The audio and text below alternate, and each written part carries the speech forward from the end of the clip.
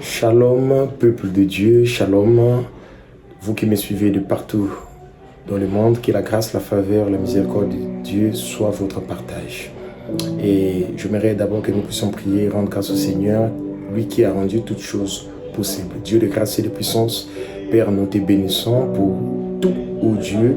Nous savons que ce matin, tu vas éclairer une personne, tu vas éclairer quelqu'un qui avait des difficultés dans la compréhension de l'alliance. Père, Dieu de grâce et de puissance, aide-nous, Seigneur, nous avons besoin de toi, cher Saint-Esprit. Habite en nous et permets-nous d'éclairer certaines choses au nom de Jésus-Christ de Nazareth. Amen. Amen. Oui, toi qui es connecté, je te salue au nom de notre Seigneur Jésus-Christ et que la grâce et la faveur de Dieu, comme j'ai l'habitude de le dire, soit ton partage. Et j'aimerais également remercier l'initiateur de cette plateforme, l'apôtre Jesse Ngalesami, lui qui s'est laissé utiliser par notre Seigneur Jésus-Christ. Il a répondu à l'appel parce que l'appel, il faut répondre. C'est pas seulement entendre, mais il faut aussi répondre. Et que Dieu puisse nous préserver ces saints hommes de Dieu, afin que beaucoup de gens, beaucoup de peuples, beaucoup de nations puissent être les âmes puissent être gagnées par lui. Amen. Oui, nous allons parler de l'alliance, mais cette fois-ci, pas selon l'Ancien Testament, mais dans la Nouvelle Alliance. Parce qu'il y a deux types d'alliances. Il y a l'Ancienne Alliance et la Nouvelle Alliance. L'Ancienne Alliance était simplement les alliances préparatoires qui annonçaient les choses à venir. C'est-à-dire l'alliance que nous avons évoquée dans la première partie, l'alliance avec Noé, l'alliance avec Abraham, l'alliance avec Moïse, ce sont des alliances préparatoires. Ça fait partie des alliances préparatoires qui annonçaient simplement l'alliance, la véritable, la grande alliance, l'alliance définitive qui était en Jésus-Christ. Noé était un type de Christ, Abraham aussi, et Moïse également. Donc, ils étaient des représentants simplement. Mais à cette époque-là, c'était des animaux, c'était les boucs, c'était le sang des animaux qui couvrait simplement le péché, mais qui ne nettoyait pas entièrement le péché, qui couvrait simplement le péché. Et ces alliances-là, c'était simplement préparatoire. Mais l'alliance définitive que nous allons évoquer ici, il s'agit de l'alliance avec Jésus-Christ. Il faut d'abord savoir que nul n'a été trouvé digne de prendre ta place. Parce que les anges n'ont pas pu, c'était une mission très délicate. Les anges n'ont pas pu. Parce que la Bible déclare que personne n'a été trouvé digne et il a fallu que Dieu lui-même descende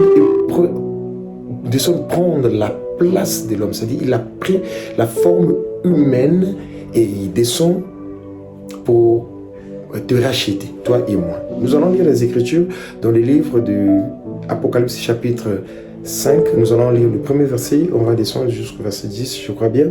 La Bible déclare puis je vis dans la main droite de celui qui était assis sur le trône un livre écrit en dedans et en dehors, scellé de 7 sceaux. Et j'ai vu un ange puissant qui criait d'une voix forte, qui est digne d'ouvrir le livre et d'en remplir les sceaux. Et personne dans le ciel, ni sur la terre, ni sous la terre, ne put ouvrir le livre de le regarder. Et je pleurais beaucoup de ce que personne ne fut trouvé digne d'ouvrir le livre, ni le regarder. Et l'un des vieillards me dit, ne pleure point. Voici le lion de la tribu de Juda, le rejetant de David, a vaincu pour ouvrir le livre et ses 7 sceaux. Et j'ai vu au milieu du trône et des 4 êtres vivants et au milieu des vieillards un agneau qui était là comme immolé.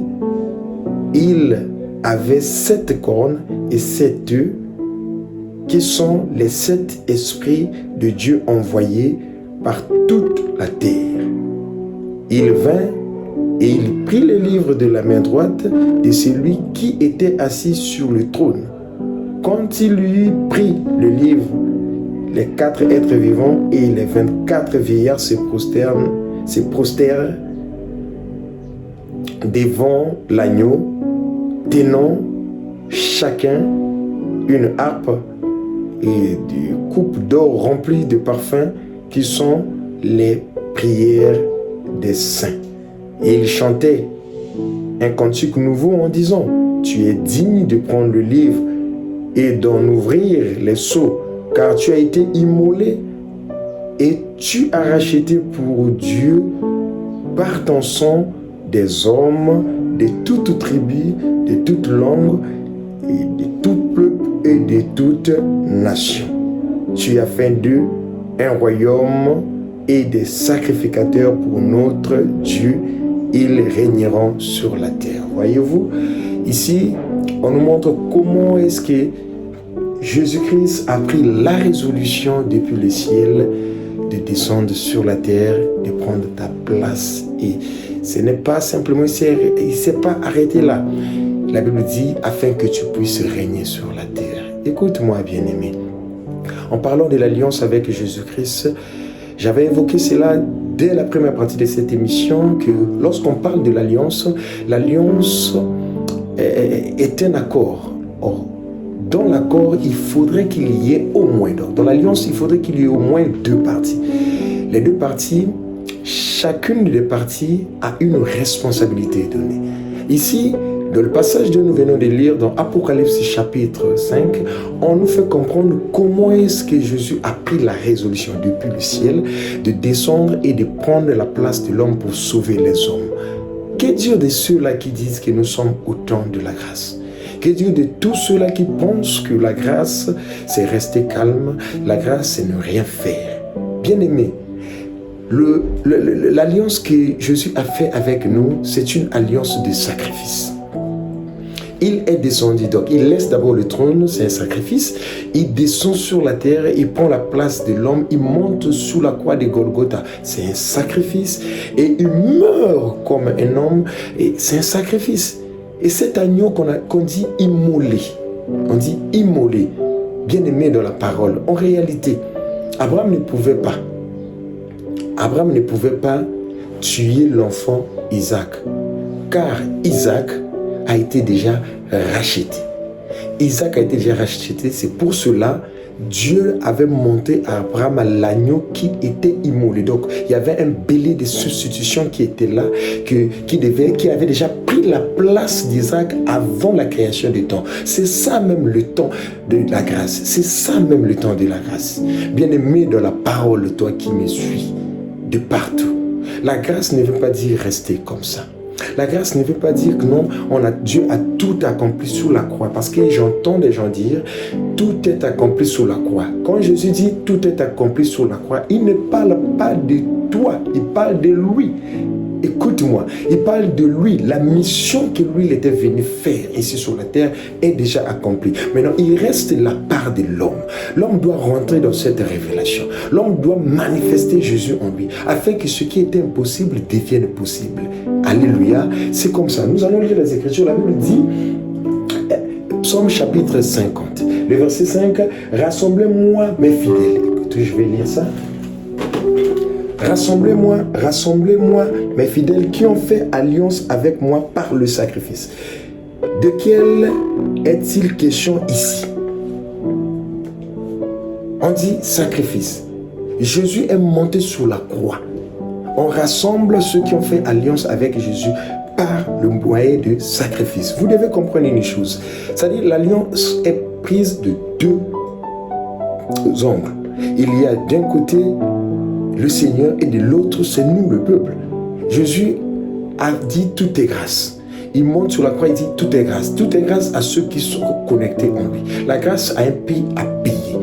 La grâce n'est pas gratuite. Alléluia. Comprenez par là. Écoutez, encore un autre passage qui dit ici,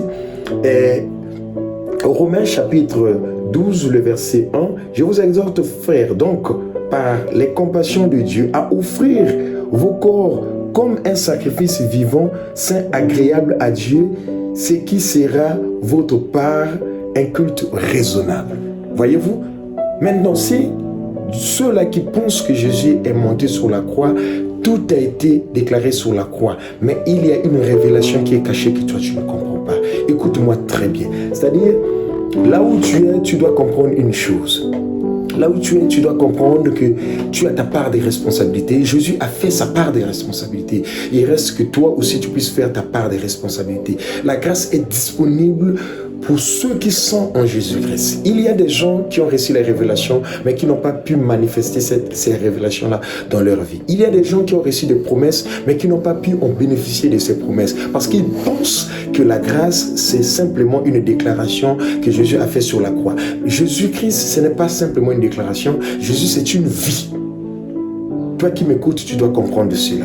Et je vais lire un dernier passage et que vous devez comprendre. Donc, ton corps, dans le passage que nous venons de lire dans Romains chapitre 12, ton corps doit être un sacrifice vivant pour Jésus. Toi qui ne veux pas servir Dieu, toi qui ne vas pas à l'église, toi qui attends qu'on puisse prier pour toi. La prière de la montagne, c'est pas ton problème. Les offrandes, les dîmes et autres, c'est pas ton problème. Jésus est monté sur la croix afin que toi, tu puisses être béni. Mais comment est-ce que tu seras béni si tu n'entres pas dans la révélation? Si tu n'entres pas dans la révélation est là, mais si tu n'entres pas, tu ne pourras pas, bien aimer la parole. Ainsi, faute de temps, il y a encore des révélations que tu dois comprendre.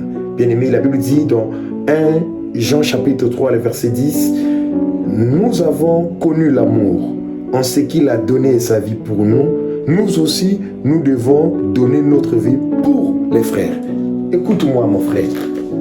Pourquoi ne peux-tu pas donner ta vie pour l'autre et dire simplement que non, j'ai été racheté par Jésus-Christ à un prix énorme. Mais ne peut faire cela, c'est ceux qui comprennent les enseignements, ceux qui comprennent Christ. Écoute-moi, Christ n'est pas une déclaration. Jésus-Christ, c'est une vie. On doit vivre la vie de Christ afin que l'alliance qui est en Jésus-Christ puisse crier dans ta vie. Toi qui as compris et toi qui m'as suivi, que la grâce, la faveur, la miséricorde de Dieu puisse t'accompagner dans chaque pas de ta vie.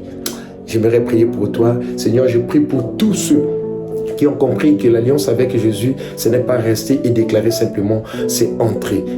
Tous ceux-là qui ont compris que Jésus-Christ, ce n'est pas une déclaration, mais c'est une vie. Or, quand nous entrons dans la vie de Jésus, nous entrons dans la révélation, nous sommes réellement bénis. Merci Seigneur, parce que tu as touché une personne et que tu as révélé les choses qui étaient cachées à une personne. La grâce, la faveur, la miséricorde de l'Éternel puisse accompagner cette personne qui est connectée au nom de Jésus-Christ de Nazareth.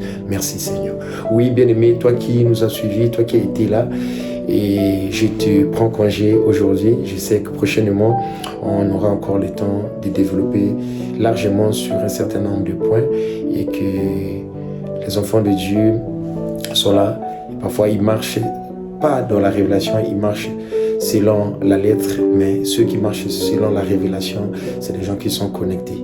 Tu as été appelé pour régner, tu dois régner. Et ceux qui doivent régner, ce sont ceux-là qui comprennent qu'ils doivent marcher avec Jésus-Christ et que Jésus n'est pas une déclaration, Jésus c'est une vie. Sur la croix, il a dit tout est accompli, c'était sa part. Et moi également, je dois accomplir ma part dans les sacrifices, dans les prières, dans les jeûnes, dans les offrandes, oui, dans l'amour que je dois déverser envers autrui, dans les dîmes et autres. Merci Seigneur parce que tu nous as éclairés. Je sais que toi aussi tu es éclairé. Que la grâce, la faveur de l'Éternel puisse t'accompagner. Au nom de Jésus-Christ de Nazareth. Amen.